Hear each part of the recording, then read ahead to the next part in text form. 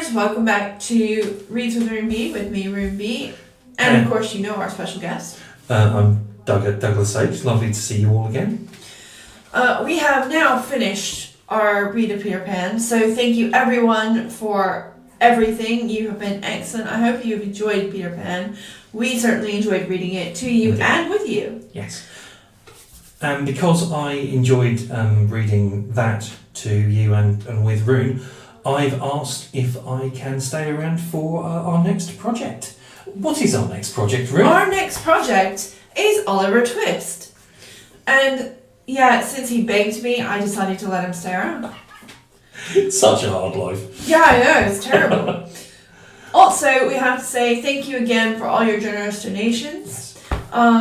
We gave £20 to Greater Ormond Street Children's Hospital, and for our American viewers that adds up to $25. So awesome work. Thank you again. Thank you.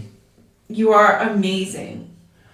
But as usual at this stage, whenever we start a new story, we do like to give you some awesome and interesting facts about the author. So, Rune, what have you been able to find this time? Well,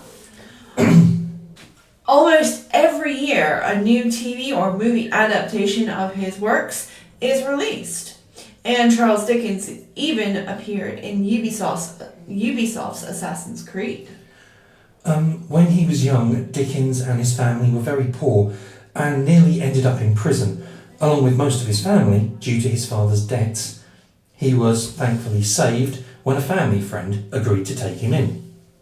At the age of 12, he was sent to work in Warren's shoe polishing factory.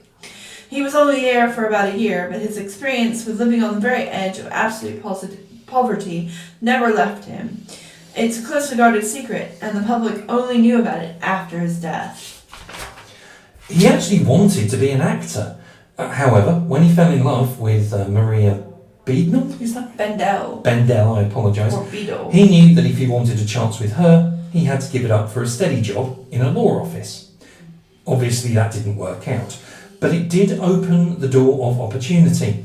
His gift for writing meant that he was able to take on additional work as a parliamentary reporter and journalist. And his first work was published when he was only 24. That work was Pickwick Papers, and it was published in monthly installments. Can you imagine having to wait a whole month to read the next part of the story? Yeah. That would drive me absolutely nuts. And this novel also appears in Louisa May Alcott's Little Women. It's beloved of Jo March. Dickens loved bright colours and gaudy patterns.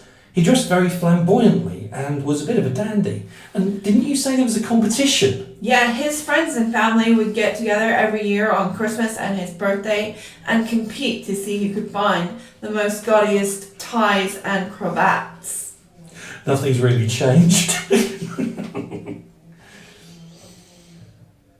He didn't manage to grow a beard until he was 40, so that picture that you have of him being beardy and Victorian, it didn't actually exist until he was 40.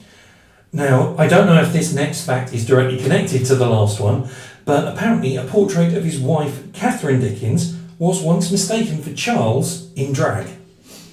So even back then, they had drag. And he encouraged others to write, including women. And I do have a tiny personal fact that Rune doesn't know. You see, a member of my family was once taught by a member of his.